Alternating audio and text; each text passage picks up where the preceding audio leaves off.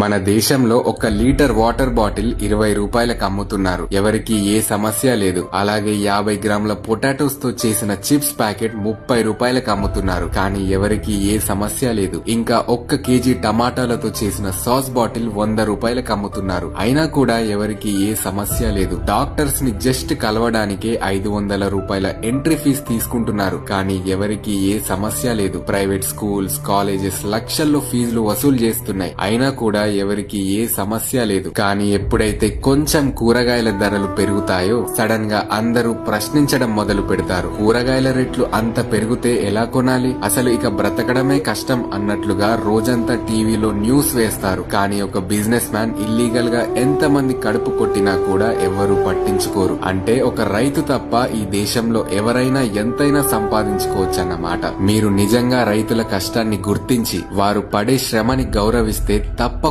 ఈ వీడియోని ఒక్క షేర్ చేయండి. అలాగే ఇంకోసారి ఎప్పుడైనా కూరగాయల ధరలు పెరిగితే సంతోషపడండి. రైతులు సంతోషంగా ఉంటేనే మన అందరం సంతోషంగా 3 పూటల అన్నం తినగలం.